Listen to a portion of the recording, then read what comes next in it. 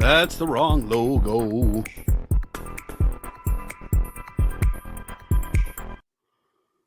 Won't you sing along with me? Oh, gee, what is going on with you? What is your deal? Why are you've been singing for hours?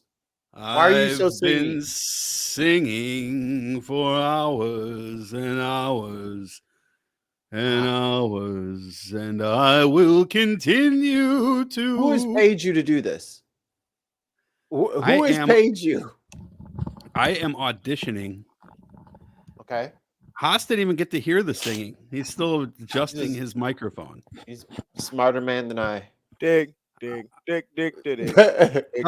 he gets on and starts singing. I am in hell. We will now do the dig on America. That's some hot bullshit. I am like Bing Crosby. I have the buttery vocal cords. Buttery vocal cords. Okay. You're just jealous. Y'all just jealous of me. All right. So you think you are Eddie Kane? Oh, if only. All right. So today's topic. Let me get my. Let's get back to the top of the screen. Pull the other screen a little bit closer so I can read it without the glasses. Okay, here we go. So, for those of you new here, we always talk about a history topic. Pull off a little bit, yeah. There we go. And here it is. My 8th grade social studies teacher, Mr. Humble, taught me things that turns out after doing my own research wasn't always the whole story. And today we will talk about the Kansas-Nebraska Act and Bleeding Kansas. So, according to historian Matthew Pinsker, the term Bleeding Kansas was popularized in the 1850s by newspapers like the New York Tribune. It referred to the violence that erupted in the Kansas Territory in the middle of that decade. The conflict had emerged from the passage of the Kansas and Nebraska Act, which had organized the territories in the former Louisiana Purchase under the principle of popular sovereignty, which is the idea that people could decide for themselves whether or not to have slavery by popular vote. As abolition, went a little bit too far down the screen there. As abolition became increasingly popular in the North. Too far down, Dutch. Wow. Too far down, too far down. What the fuck? As abolition became increasingly popular. No, as abolition became increasingly popular in the North, due in part to the publishing of Uncle Tom's Cabin in 1852, tensions between its supporters and detractors grew.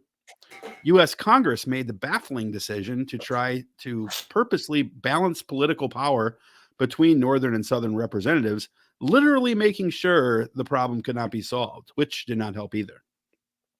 At the same time, the increasing migration of settlers to the western frontier and desire to build a transcontinental railroad that would connect the eastern states with California urged incorporation of the western territories into the Union. The inevitable question of how those territories would treat the issue of slavery, if granted statehood, plagued Congress following the Mexican-American War.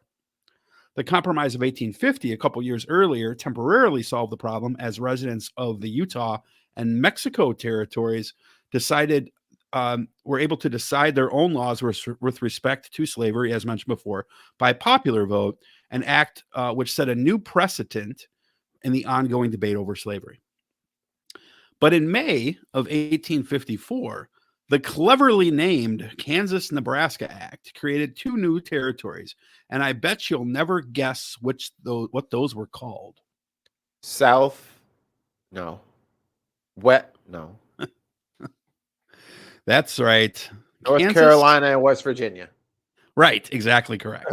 Sorry, the real answer is Kansas and Nebraska. Mikey, come on, the answer was C. Both of which had been recently carjacked from Aboriginal tribes and deemed ripe for Caucasoid settlement. The act was proposed by Senator Stephen A. Douglas of Illinois as a way to appease Southerners, one of his favorite things to do, who had resisted earlier proposals to admit states because of the Missouri Compromise, which had on paper outlawed the practice of slavery in any territory north of the 36-30 line, except in Missouri, which will come into play shortly. Southerners feared the balance of power was in jeopardy, and the North, which of course the North was led by the Baratheons and the Starks, might gain an advantage. Go to the North. The North remembers. The problem was that the doctrine of popular sovereignty did not tell the people of Kansas exactly when they could hold these elections to decide for themselves. So in order to decide the fate of the outcome of any referendum, be it pro or anti-slavery, any outside forces who had an interest in the slavery issue began to rush in, and with the general goal of deciding who or whom would govern this new territory. I'm going to repeat something here because it is central to the issue. The reason why this was so hotly contested was because Kansas's two new senators would affect the balance of power in the United States Senate. And power in the Senate, as we know, is important. Yes, it's powerful. This is how democracy dies. In early 1855, Kansas was set to vote on which of these governments would become the territory legislator. Governments, which is basically the first step to becoming a state. Most scholars, according to the Daily Bell Ringer, believed that that particular vote was strongly leaning towards Kansas becoming a free state. But Missouri, a slave state, was populated by many settlers with Southern sympathies and pro-slavery views, and still is today, I would imagine. And Missouri said, "We will not have it." We will not have it. Thus, many Mizzous tried to influence the Kansas decision. Objection, Your Honor. We will not be referred to as Mizzous. You will be. Oh, I forgot you were a St. Louian. So many Mizzous from the zoo tried to influence the Kansas decision by entering Kansas and claiming to be residents. These folks were known as border ruffians. Now, interesting factoid here. There was only about 1,500 people that were considered U.S. citizens. Of course, there were more than that weren't at the time. But when the vote was taken, there were over 6,000 votes. Now, normally I would interject a dad joke here, but based on the recent bogus claims by our friends over in the GOP and their narratives after 2020, I'm going to let the sleeping dogs lie on that one because it's way too fucking easy. So with all these fake votes, guess who took the legislature? The pro-slavery team, full of Missourians who crossed the border. And you'll get a real kick out of what they called themselves, this new party. They called themselves the Law and Order Party, and of course began to write laws to benefit their agenda, even going so far as to require anyone running for office to commit to being in favor of human servitude as a qualifier. This group was largely Democrat-backed, and was located in the Lecompton area. Not pleased with this, an anti-slavery government in Topeka popped up to be the other government. And it was backed by early Republicans. Now, you got to remember, this is like 2 years after the establishment of the Republican Party. And by the way, before we go patting anybody on the back here, let's not forget that pretty much all of these guys, regardless of their stance on slavery, did not advocate for equal stature in society for the slaves. And about 0 of them had any problem with relocating the indigenous people from the land. So, like, all these guys had a huge level of bigotry. Now, the conflict was fought politically, but as we have seen, but also turned bloody between civilians, since both of these governments decided to set up their own militias. What could go wrong? And thus things degenerated into a brutal gang violence and paramilitary guerrilla warfare. That would never happen again. Never, ever will happen again. In May of 1956, one of the most famous incidents of Bleeding Kansas takes place. 800 members of the Law and Order Party surround the town of Lawrence, which was the heart of Free State activity. And basically, they just destroy the town. Flying a battle flag that has the dog whistle term Southern Rights on it, their main target was to take out the Free State Hotel. This hotel obviously had to go, so they turned a cannon on the hotel to destroy it, and also destroyed 2 abolitionist newspapers.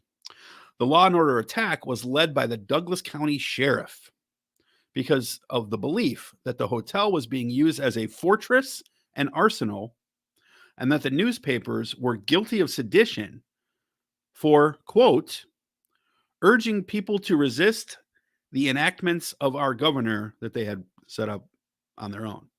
Like, I know we were joking before about Baratheons, but cannons, I mean, was there a cavalry charge that was supposed to happen at dawn? Like, what year is this? It's sedition for you to talk.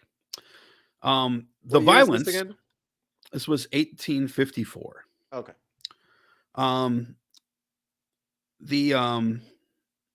So again, they said the newspapers were guilty of sedition for opposing slavery.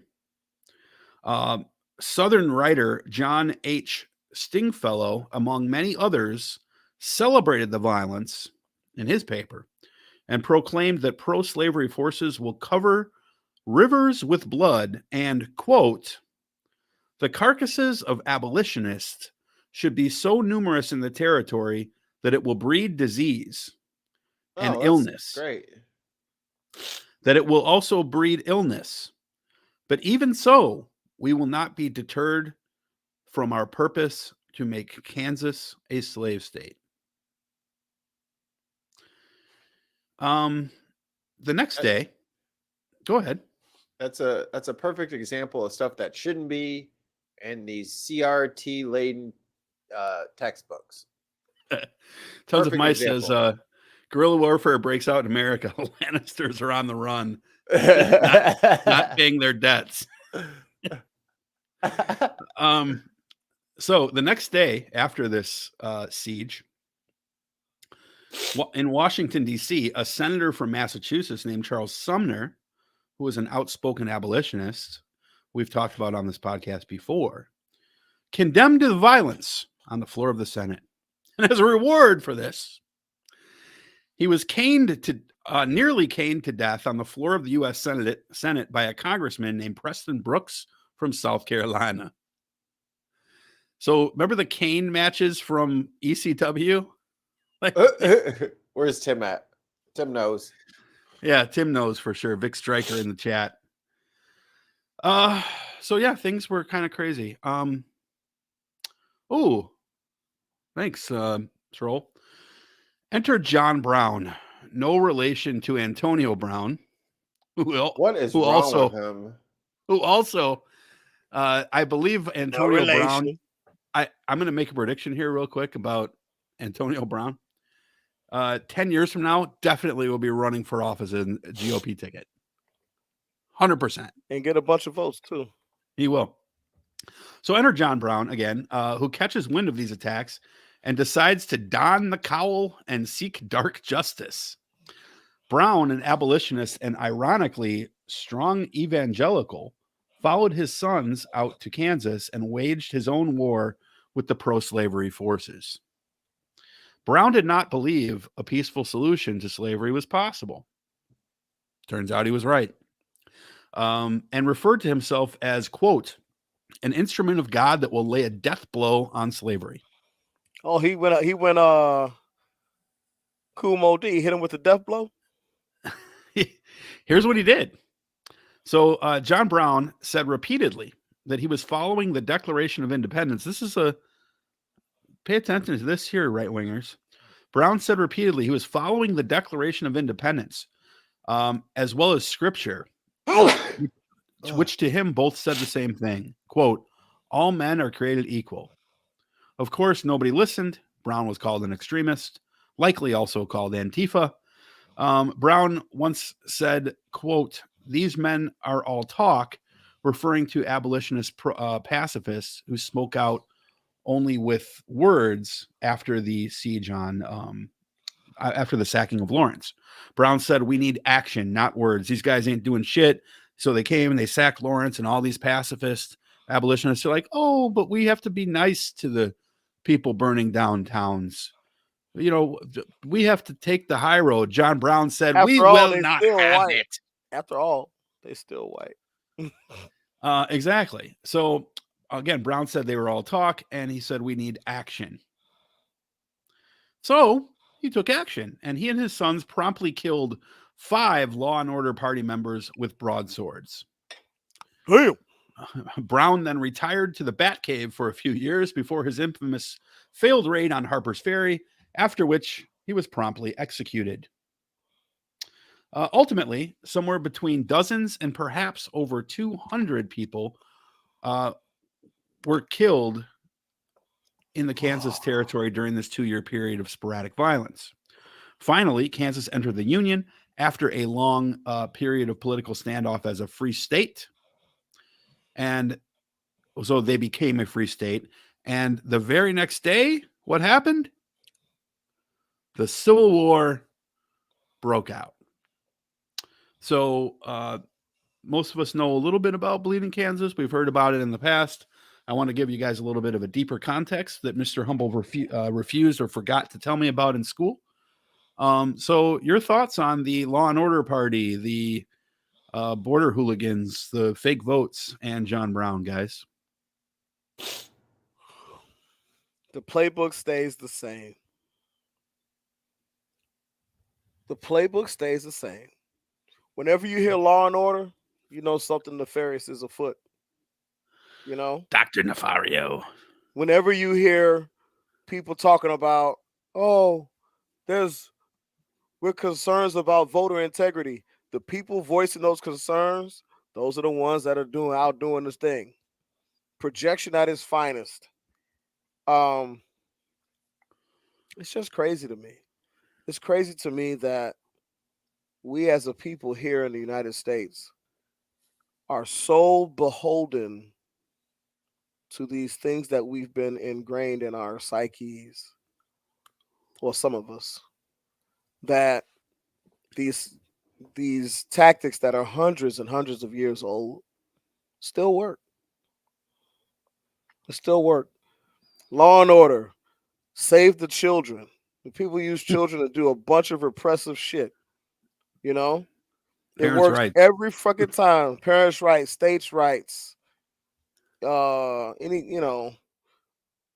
on crime.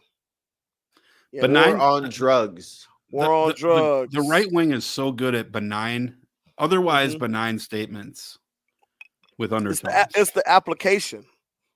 The war on drugs, the war on black people and hippies using drugs. I mean, they even do the same thing with guns. Like, they call it self-defense. Mm-hmm. You know what I mean? Like, who doesn't want to defend themselves? But if a black person has a gun, it's automatically assumed that it's illegality involved. Well, why did he have a gun? You ever notice that? on the occasion that a black person is armed, well, why did he have a gun? Why? Why would he have a gun? What I've noticed is this: if a black person has a gun, I hear a lot of he had to be up to no good because he had a gun. But white people can have guns, and it's just a matter of their rights. They're standing up for their Second Amendment. That's right. All the read- white people Don't you were read doing. the ding dang Constitution? Listen, I'm tired of all this defaming of white people. I'm not Right. going to have it. You white, Okay. right? When white people have a gun, Right on the right. all right. they're doing is taking their Christmas card photo. That's it. I don't be taking. Look, I don't talk about YouTube people like that. That was you who read that, right? I got you.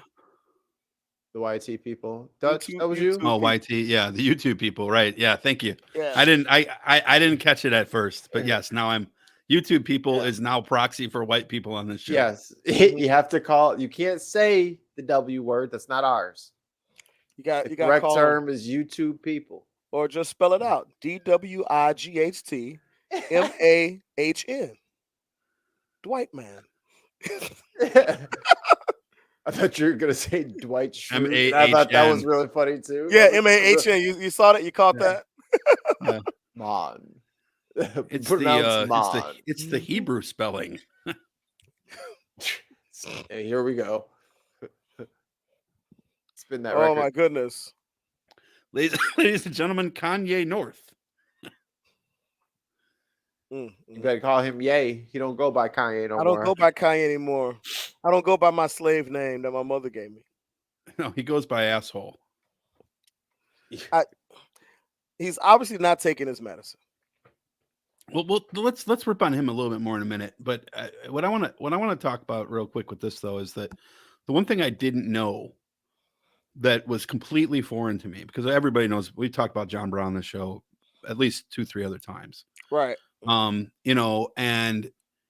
the I didn't know about the broadsword part. That I didn't part know about was- that either. Yeah, that I knew he Damn killed. things are people, heavy. but- Oh yeah, like they went out there and chopped these motherfuckers up. They're like, y'all. They said they went out there. They said, y'all with Law and Order party. Who wants to know? Y'all throw up that LO or whatever. Right. That LO. Y'all with LO. LAO like, yeah, for we life, with L- baby. LAO Yeah, for we with- life. We with LAO. You're like, oh yeah, come on, we need to talk to y'all. So come on out here. Come out here, let me Hey. hack your arm off. Hey, come on out here. I'm asking. I'm about to be telling in a minute. Hey Bill, you know what? We would miss you, brother, but again, you can always catch us on audio or on the replay, brother. Go get that cheddar, dude. That's it. You got to get that. Congrats on the Stock job. check. I know you were Right. looking for a while, Check cheddar like a tease inspector. but Oh. yes. Imagine getting hacked to death with that, like See, John Brown. I'm thinking I'm coming out with this one. Haas, what you thinking? What one? The broadsword? Is that Valerian steel, Of course. Gotta be. or is it a Hanori Hanzo? No, they don't make Hattori. broadswords. Yeah. Hattori Hanzo? He makes katanas. Yes. See, there's got a whole assortment. Are you of sure? Because broadswords. I think that in the Tarantino lore, it was a Tarantino Hanzo. is not a source of anything except I- for no. fetish. I It's have just, seen it's just katanas. I have seen stuff that said not that the bike either. the sword that Bruce Willis grabbed in Pulp Fiction. That was, was a that Hanzo. was the katana that damn, what Bruce was his Willis name? did not use a katana. That was Yes, a he fucking did. samurai sword. That No, Which is called a a katana. katana. Fuck well, a ass. katana is the oh no, I'm thinking of a sai. Okay, hold on. Let me defend myself. In Mortal Kombat, katana used sais. Katana was her name. Yes, katana Okay, the character. that's not the weapon she So used. if- Hold on, let's bring it out. Let's bring it all together here. Michelangelo had Which one? Dodge. What color is his mask? Yeah, Blue. orange. blue. Michelangelo? No. Michelangelo was yellow. Oh, yellow, orange. Sorry, I meant to say Leonardo. Leonardo has which ones? Leonardo has the sword, Okay. And then Raphael has, the size. correct. A broadsword is not a katana. Right. I That's just told that you that I in messed it up and in why I Pulp messed it up. in Pulp Fiction. That was the katana that Bud pawned. Remember, he pawned that sword.